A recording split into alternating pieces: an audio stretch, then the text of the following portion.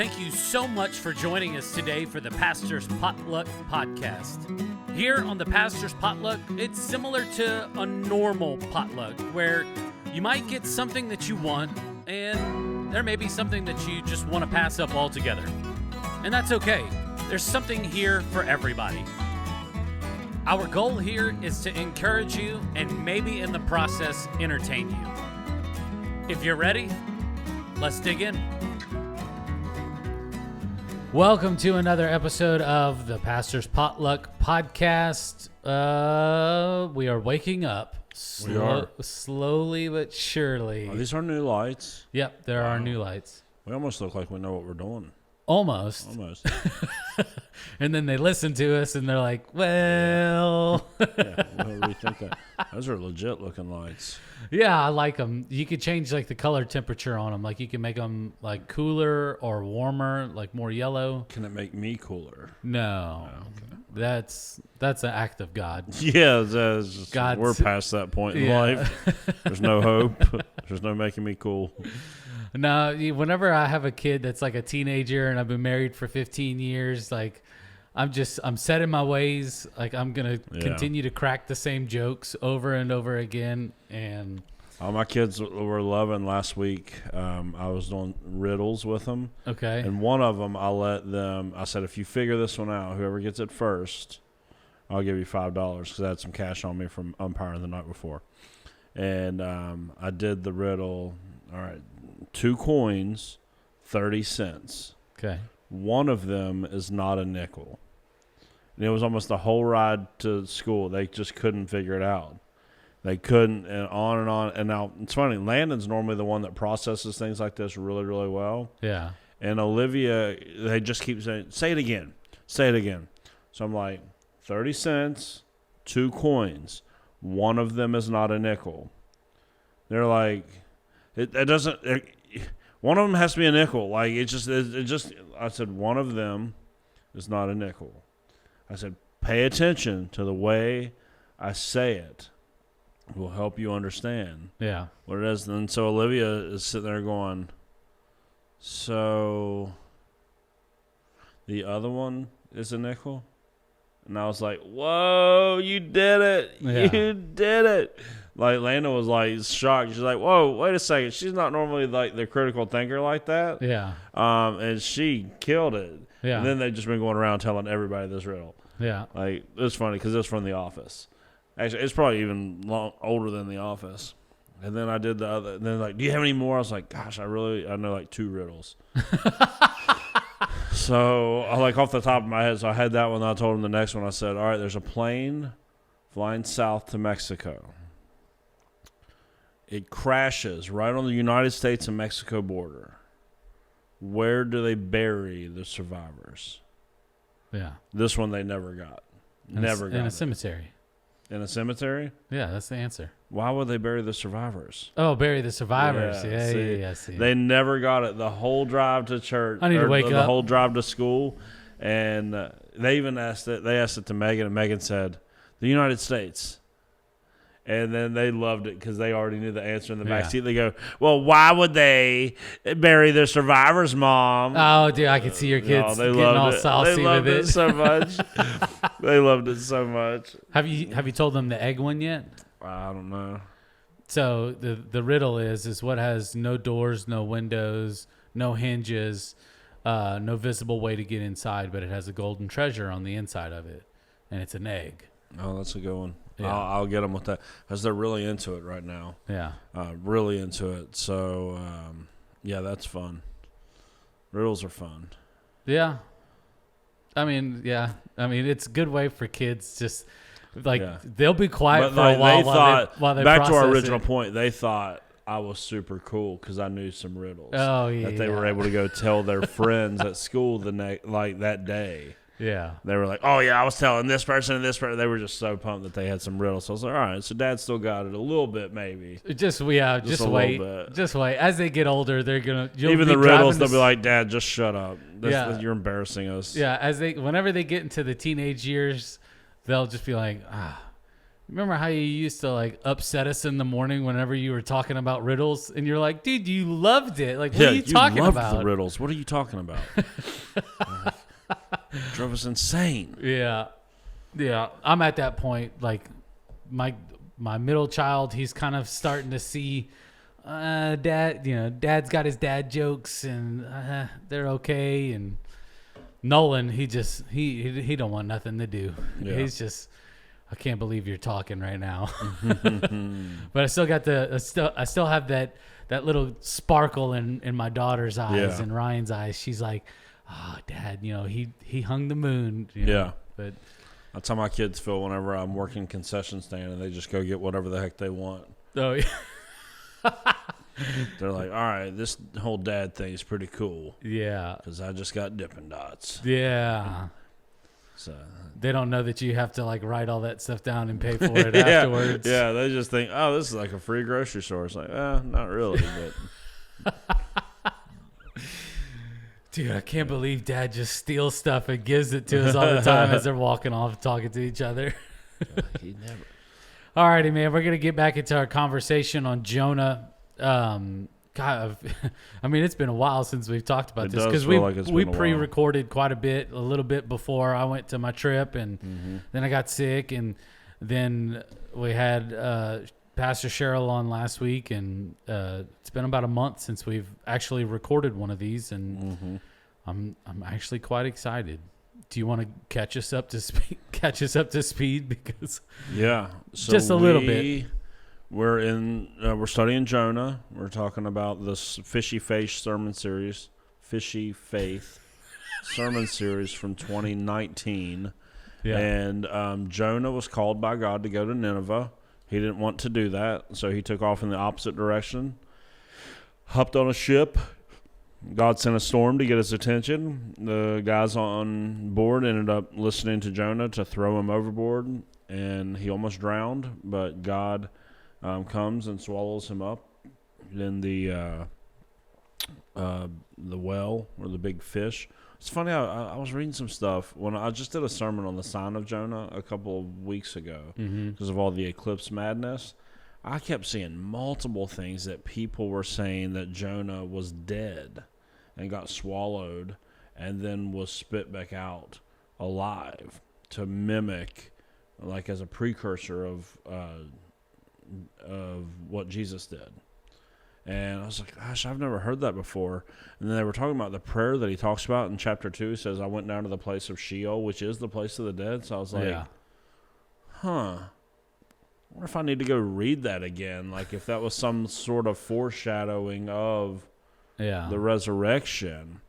I always thought it was like, there's a lot of times in the scriptures where someone is like he is dead, like he's lost or whatever it is, and then they're back, and that's always like a foreshadowing. But like, I don't know. I guess it's possible that Jonah could have actually drowned and then been swallowed by the fish, but I don't know. It's just I'd never encountered that. But either way, Jonah gets swallowed by the fish. He gets spit back out, and he's back on track. Now, where we're picking up, we're going to be in the last week of this.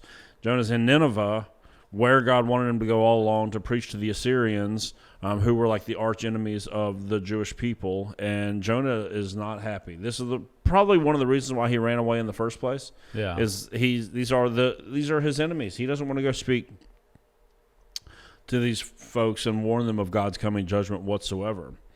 And so that's where we pick it up. And it's interesting to me that God did not try to reprimand Jonah but for running. He didn't like smite him, nothing like this. It's actually he just gives him another chance. And one of the things that I have written here from this original sermon was, I think a lot of times in our lives we mess stuff up really, really bad, and we think that we're going to encounter a God that is just determined, completely fixed in his mind on destroying us for what we've done. Yeah. True. And honestly, some of us come by that honest because that's what we were told growing up, it felt like.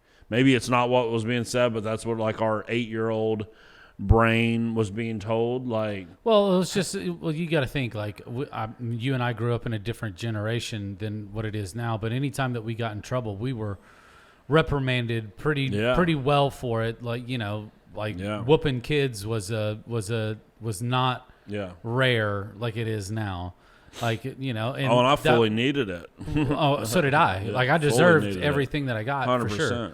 But so, like, anytime that we have this preconceived notion of our Father, our Heavenly Father, and we mess up or we get something wrong, we automatically jump to the conclusion that we're about to get whooped by God.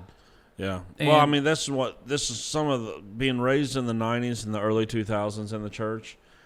I don't think people did it intentionally. I just think that was just the kind of the mode the church was stuck in at that moment. Yeah. It was just a lot of hellfire and brimstone kind of. It was more fear factor, terror, fear tactics to try to get you. And so we always had this view of God growing up that it was like, no. See, God loves you if you do the right stuff. If you do the wrong stuff, then you better watch out, because this is a God that will absolutely punish you. Yeah. You will get punished now and forever. Right? This is why there's people that have like religious trauma from growing up in PTSD. Like where they're terrified of going to hell, and they're terrified of like God is going to do something horrible to them if they were disobedient and things like that. And it's like they're walking through their Christian life like they're on eggshells. It's like, there's no like peace whatsoever. It's like, no. I got to keep Dad happy. I got to keep Dad happy, or else it's going to be. And it's like, really, like most of us were raised in such a way that we ended up with this. And again, I don't think that this is what the people that raised us were saying. There was just a disconnect in the way that the church portrayed God and maybe our understanding. But like most of us, we have this view of God like he's like the alcoholic father that like if you mess up, when he comes home, you're going to get it. Yeah. Like that level of scared that those kids in that home that they knew if Dad had too many before they made it home, and they put one toe out of line later that evening that they were going to get beat on. Seriously, that's the view that most people have of God. Yeah. Because they were raised in that, and they go, oh, no. God only likes it when I do the right stuff, and when I do the wrong stuff, then he's a lot like that alcoholic father that's going to come and lay into me. And the truth is, as we read the scriptures, this is just not an accurate portrayal of God whatsoever. And the note that I had was, like, what we see in this story of Jonah by him lovingly restoring him back to the mission that he had originally been given was that we have a God that is much more interested in restoring us when we screw stuff up than destroying us. Well, I mean, we understanding this what the Bible is all about and who Jesus and what and why Jesus came, we see this restoration of the earth trying to get back to the way that God intended it for it to be. Yeah. And so if he's interested in doing that with just where we are at, I guarantee you he is interested in doing it inside of you 100%. And myself. I mean, it makes more sense for God to be a God that is putting the pieces of the puzzle back together instead of just smashing it and throwing away because the puzzle is not fitting together. No, he's more interested in making it and giving it purpose. Yeah. Well, we had this instance, and unless you're like really, really close to me, you're probably not on my social media. I just don't let people onto that side of my life. But like we had this instance lately in our family. We went to a baseball tournament. Landon left his baseball bag at the ball field. This was an out-of-town tournament. By the time we knew it was missing, it had been like an hour. Someone walked off with it. And this bag probably represents anywhere from like $800 to $1,000 worth of stuff. Years worth of collecting baseball equipment and things like that. And we're like driving home on the interstate, and Landon goes, "Hey, did you guys pick up my bag?" And I said, "Excuse me?" So, yeah, did you all get my bag? Because what happened after the game, we won the championship. There was this whole, like, everyone's taking pictures. And the next thing I know, He packed his own suitcase for the weekend, which means he didn't pack anything. We found out he had nothing for this trip. Yeah. We're lucky he even had his baseball uniforms. So my mom and dad were on the trip with us, and they had bought some clothes for him to ride home to Charleston in. So they took him after the game to go change to their car that was in one parking lot. We were parked in another. Well, instead of taking his bag with him, he just leaves it with us, thinking that we're going to see that. Yeah. Well, in the madness, I'm the coach, so I have all the team equipment, all of, like, you got to understand, it's a whole vibe when you go to a baseball tournament. Oh, I know. Megan has her chair, her little canopy, her fan, like, she has a wagon full of stuff. I've got stuff. Like, we've got too much stuff to be worrying about his bag. So he tells us, like, hey, and we're like, no, we didn't get it. And there's this, like, momentarily, everyone in the car is like, okay, how are we going to handle this? Yeah, it's tense. Like, how are we going to handle this? And listen, I will tell you right now, as a dad, I mess things up more often than not. 9 times out of 10, I will miserably fail as a dad. But on this instance, I don't know what it was. I think it was because I knew how much it meant to him. And I was thinking, I could already tell because he's in the back seat just devastated. I was like, I think I have an opportunity right now to either destroy my kid completely. Like, hey, how could you be so unbelievably, like, what? I could do that, or I could go, in the grand scheme of things, raising a kid, $800 to $1,000 is a lot, but there's a good chance he's going to make a more costly mistake later on in his life. Yeah. And if we lose it on him right now over stuff that's replaceable, then maybe when he's 16 and he wrecks a car, he tries to hide it from us. Yeah. Or whatever it is. Like, when that bigger mistake comes, you know, even into adulthood, maybe he makes some bad financial decisions or whatever, and I'm his dad, I'm still going to be, whatever it is.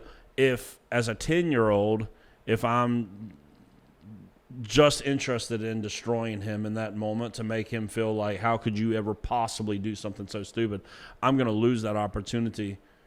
And so we took the opposite approach, and it was hard because, I mean, the two, honestly, I was a wreck the whole next day because, like, I started thinking, like, oh, my gosh, there's 3 gloves in there. Yeah, you got to find bats. You got to find bats, his gloves, brand new, everything. His brand new slides, his team hat, his team jacket, cleats. No, thankfully he had his turf shoes with him. It was just but it was like a brand new bag he just got for Christmas. And he has all these little accessories and things. And I was just like, I was heartbroken for him because I was like, at the end of the day, man, that's his stuff. Like, yeah. That's his stuff, and now somebody else has it. But, like, we had that opportunity in the moment as his parents to go, like, we can either, like, lay into him now and then probably lose his trust the next time he screws something up. Because he was even – most likely because we've screwed this up in the past as parents and, like, lost our mind over stuff that we shouldn't have. He didn't want to tell me that his prized possession right now, which was his Yeezy slides, were in that bag until we got almost home. And I said, okay, son, listen, was there anything else important in the bag? Because all the baseball stuff was old. Like, we were ready to buy new stuff anyways. He goes, yeah, my slide. Like, he was so worried. And I said, listen, it's okay, man. And this is the picture that we get of God. Not that there weren't consequences, because there's always consequences when it comes to God. Because right now, my son is going to spend his whole summer doing chores for $10 an hour to pay me back for every bit of equipment that I'm now having to replace. And we're not replacing all the equipment. There has to be some sort of consequences. So I don't want anyone listening to that story going like, oh, my gosh, Scott lost $1,000 worth of stuff, and then he just ran out and pampered his kid. No, we didn't. No. We sure didn't.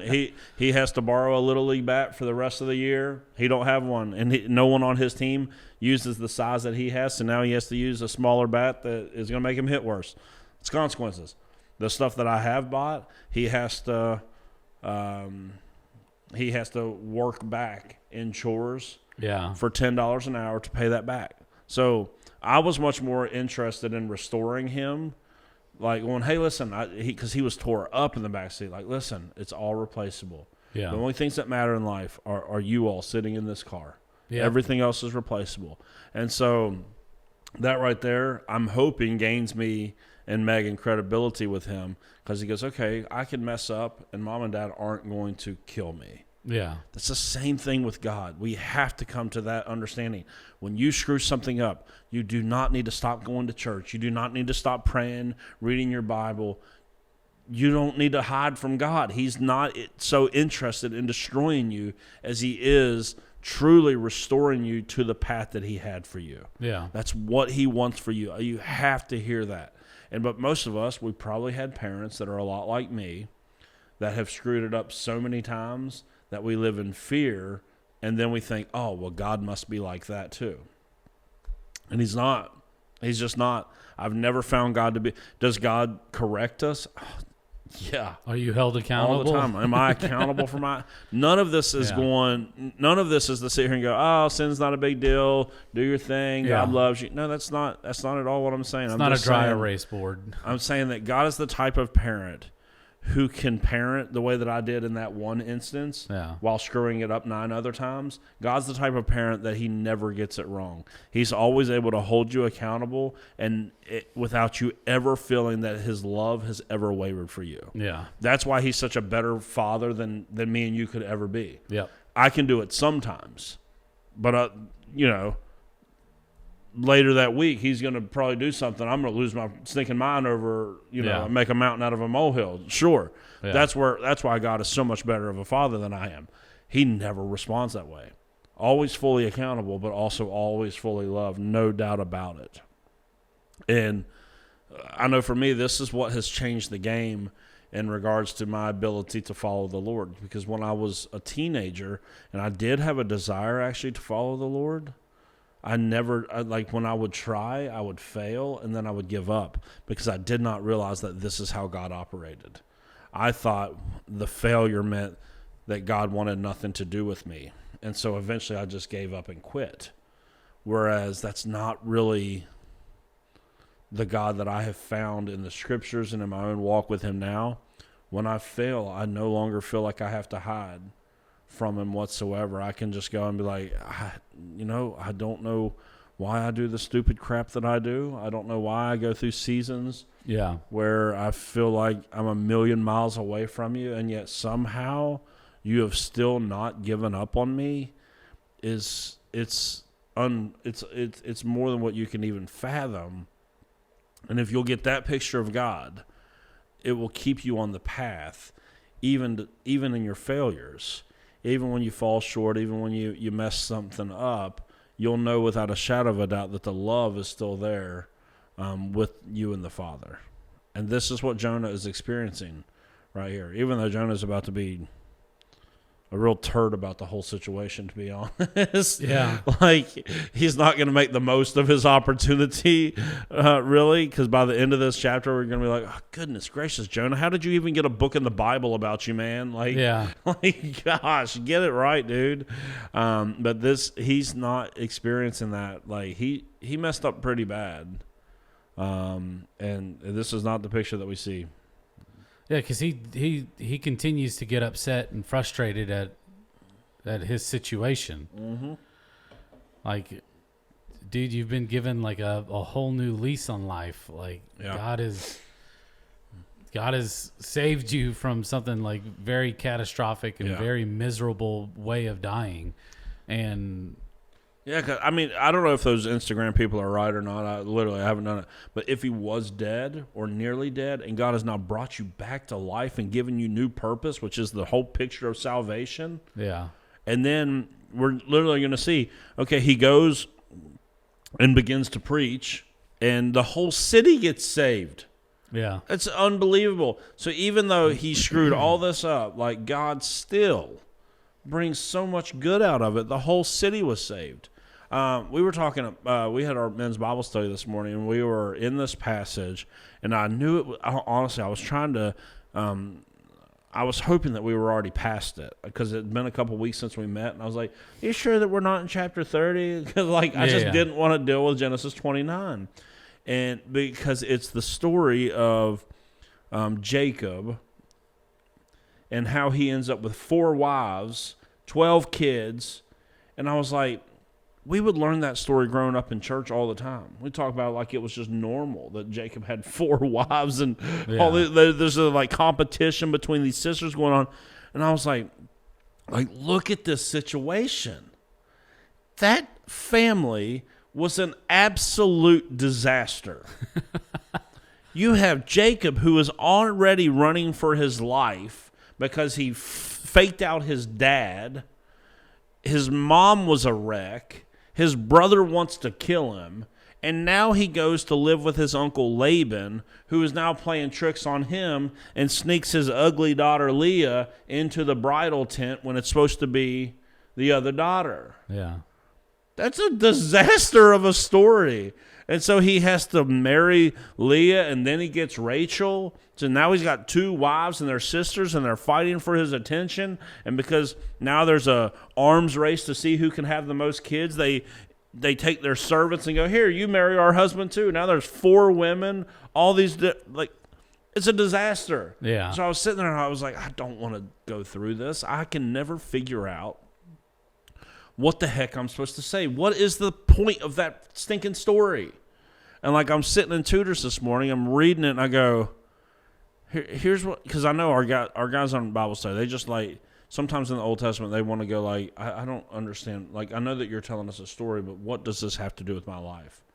And I was reading it, and I go, oh my gosh, look at this. I said, I want you all to pay attention. These 12 children, these 12 boys that are born, become the 12 tribes of Israel, the chosen people of God. Half the Bible's written about their family story. Yeah. Actually, the whole Bible's written about their family story, and it's still going on to this day. And look at where it was birthed from. The most dysfunctional family on the face of the earth. This brother had 4 wives. Yeah. We were just sitting there. I was going, how? And they're all keep having kids. I'm going, what's the dynamic to figure out whose turn it was? Yeah. Who got to sleep with the husband when there's 4? It was just what is this? The most dysfunctional thing that you could ever see. I don't see that when I'm reading that story as a kid. Yeah. I'm just oh, it's the Bible. It's just a Bible story. As an adult, I'm going, how beautiful is this picture, though? That from the most dysfunctional, screwed up, messed up situation, God birthed a nation that from that the Messiah would come and change the whole world. That's what's happening in Jonah's story. From the biggest failure of his life, God goes and saves the whole city. So I'm just telling you, if you're listening to this right now and you're thinking, man, I've messed up too much, my life is too much of a disaster, my family of origin is too much of a disaster, these are the situations that God specializes in bringing amazing things out of. Yeah. If he can do it in Jacob and Rachel and Leah and Zilpah and all that, yeah, he can do it in you. If he can do it in Jonah and go use him to preach to save his enemies, he can do it in your life, no matter what it is that you have ever done or what you're going through, or no matter what baggage you bring in from your family of origin. Yeah. You're not past that ability. And he comes in, he preaches this message. He says, hey, Assyrians, God's going to come and destroy you because you're some of the most wicked people on the face of the earth. And I mentioned this in that sermon on the sign of Jonah. Mm-hmm. Sometimes we read this and we go maybe Jonah was a famous preacher, prophet. Everybody knew him. So when he showed up in town, it was a big deal. Yeah. It's that's actually not the case. We don't actually have any other evidence of anything Jonah did. Yeah. He could have been a one-hit wonder. And yet, God used him to save a whole city. They all turn and repent. And we know that they turn and repent because they begin to fast. They begin to sit in sackcloth and ashes, which is what people would do when they were truly sorry or mourning. And such, like, you can see there's real transformation going on in the lives of these Assyrians here in this final chapter. So that's what's going on there. And so these people, totally saved. God uses them. Yeah. And then what is it in chapter 4? The next thing that's going to happen, we see Jonah out on the beach. He's a little hot because he's out in the middle of the desert, and God lets like a vine grow up to give him some shade, and he's very thankful for that because there's this bad wind. He's getting burnt, and then what was it, like a worm comes and like eats the leaf or something and destroys his little shelter, and he's so angry. And it's like, oh my gosh, think about all the stuff that God has done for you, Jonah. Think about how he overlooked the fact that you took off running, how he saved your life in the ocean, and how he didn't even give up on you afterwards and still gave you a purpose in life. And then he made your preaching effective to the point that a whole city got saved. And now you are sitting here fussing because a worm ate a leaf. Because a worm ate a leaf that was giving you a little bit of shade. Like that's us too. Like, I know. God has done so much in our lives, and like we get so fussy over the smallest stuff. Right. Like we go out to dinner. The service is a little slow. You know, like how dare you, Longhorn? Do you not know who I am? Like, and it's like, think about all the stuff God has done for us in our life to get so upset. We get upset at the most trivial and mundane stuff ever. It's like whenever I got back from my trip to Africa, I told Erica, I was like, if I ever complain about the potholes in West Virginia, I said I need to be shaken. I need to be slapped. I need something to happen because God has given us and blessed us with so much. It's ridiculous. Like coming from a third world country to where if the government is given any kind of money for like road work, it gets spent on something completely different. And so like it's and I like what you have right here. God will use he will use everything he can to get our attention to help us grow. Like he absolutely will. And over. He wants us to not just be stagnant in our walk with him. Like all the little stuff, he's going to get your attention, and it's shocking how much leeway God has to make things happen to get your attention. Or to use things, not even make them happen, but to use things. Like he can use, this is one of the things I think that most people don't even know about the Bible and sometimes miss about God. The amount of non-believers that are used by God in the scriptures to push forward his plan and his purpose should be like, that should take us back a little bit and go like, oh, wait a second. See, we think that God is only operating in the world through people that are surrendered to him. And this is actually just not the case.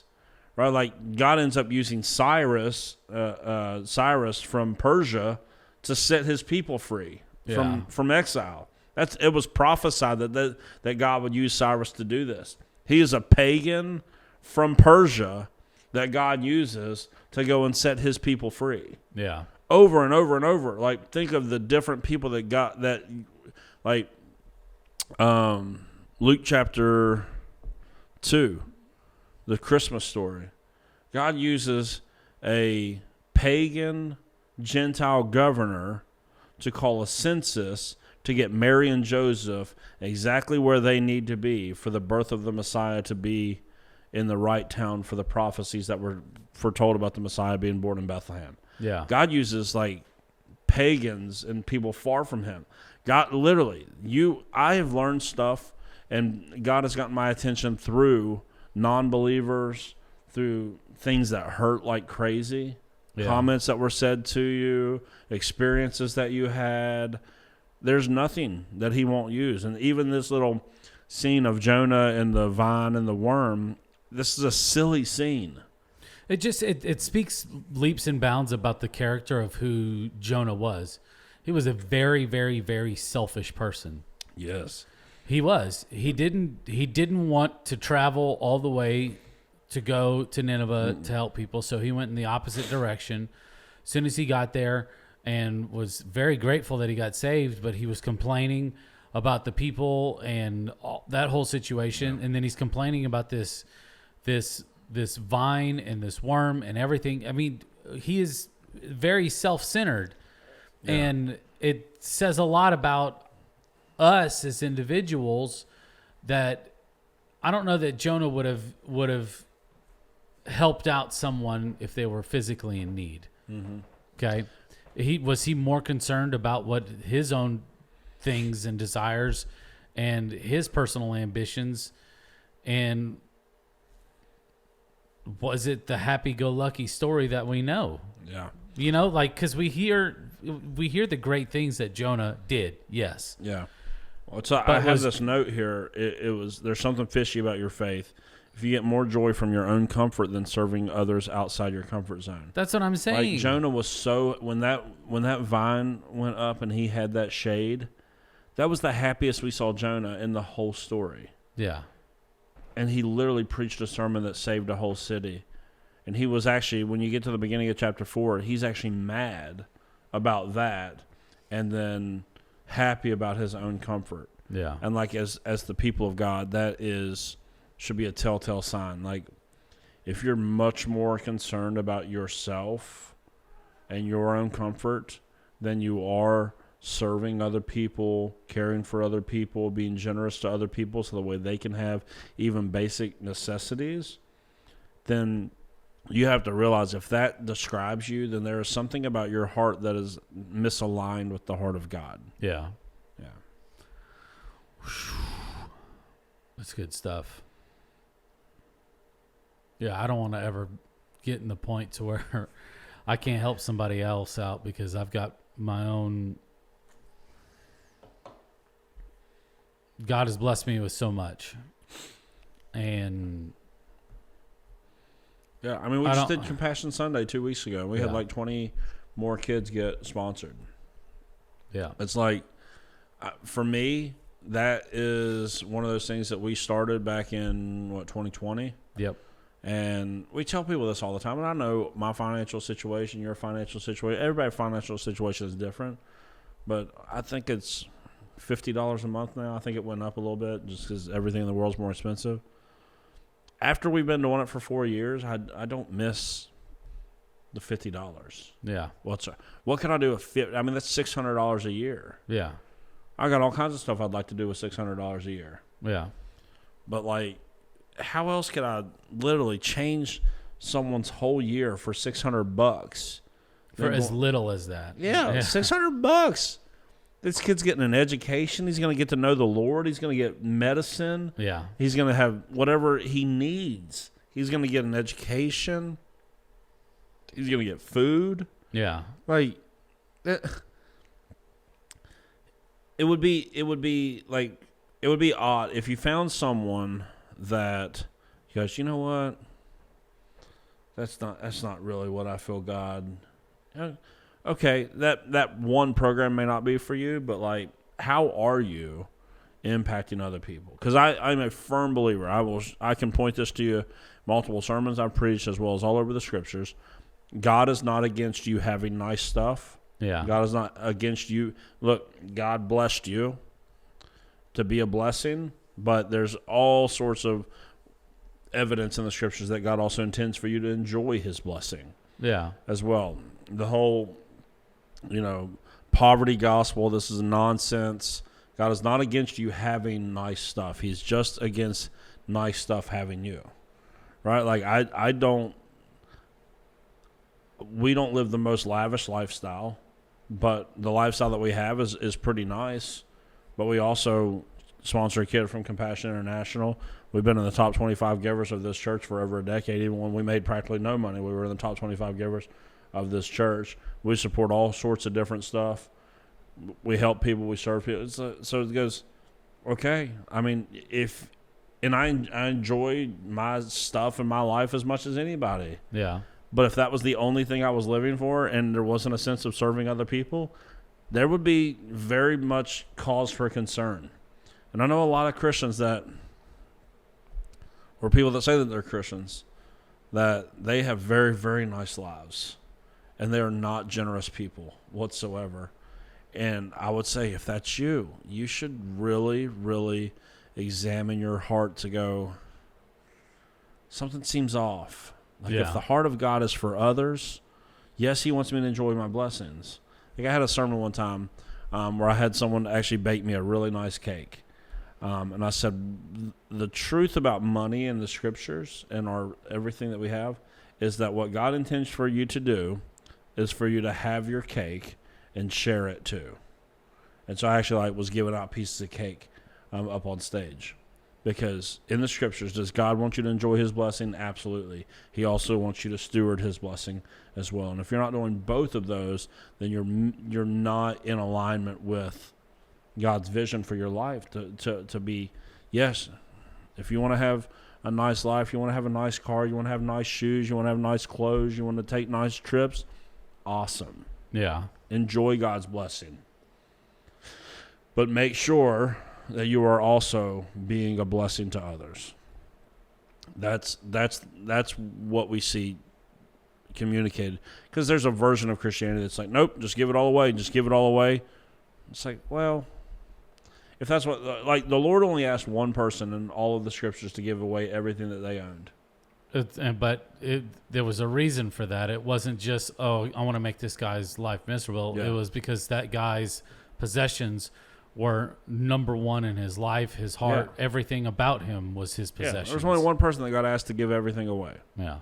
Everyone else was asked to steward what God has given them, which means, yes, you can enjoy some of your life and enjoy some of the blessings of God in your life, but you're also meant to help others along their journey. That's where Jonah was having a hard time. Jonah liked the shade that was brought from the leaf, but he was miserable at the fact that whole city got saved. Yeah. That is really odd to me. Like how cool would it be to have one church service and a whole city get saved, and then afterwards you go, you know what?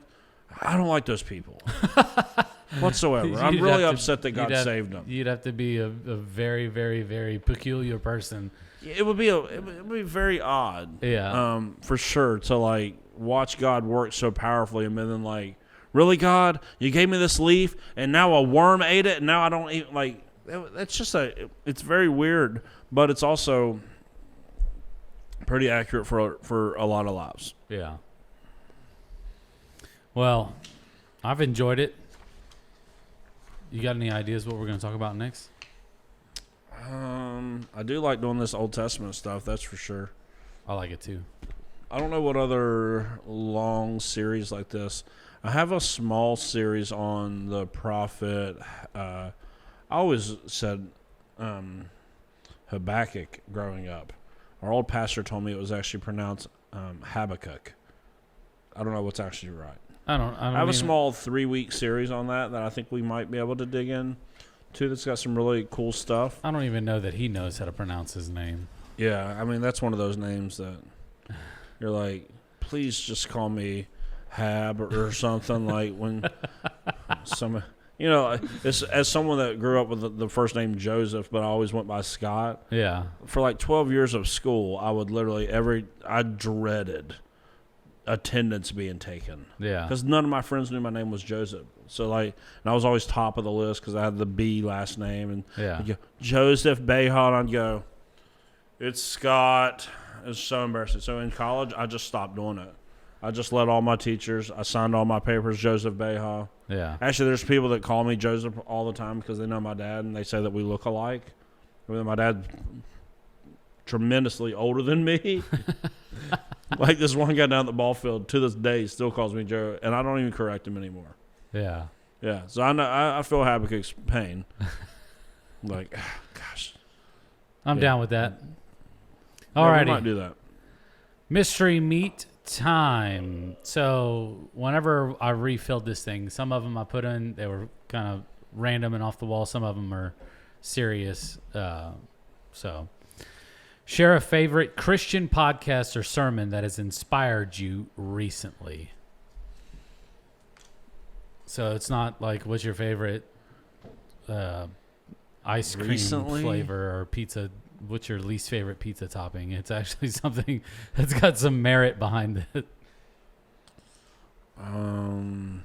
Recently.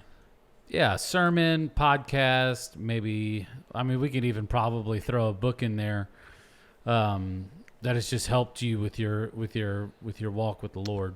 If we're going with books, right now, my book club is doing How God Became King by N.T. Wright. Yeah. And this is my second reading of it.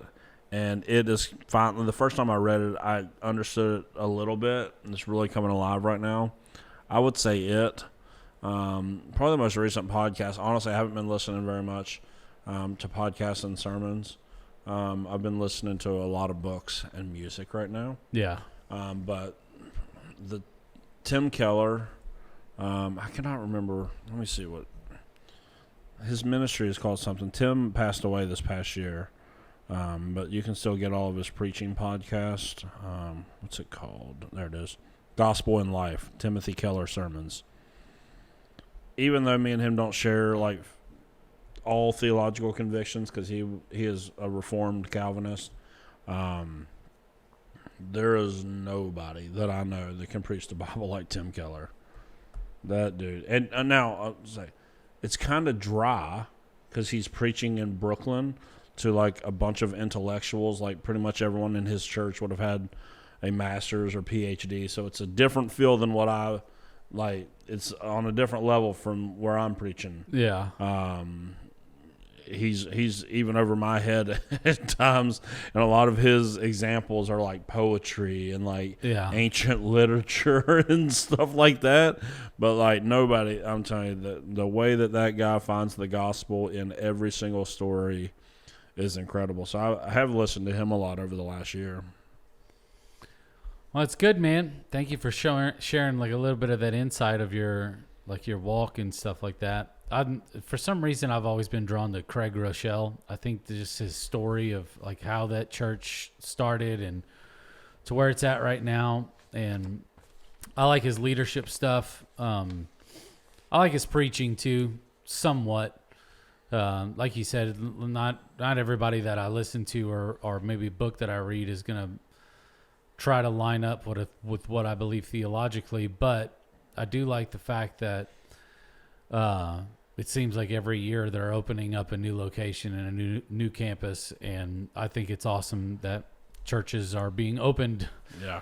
And so I support that guy. I like him a lot. He's a good dude. I wish I could meet him, but who am I? All righty. Y'all have a good day.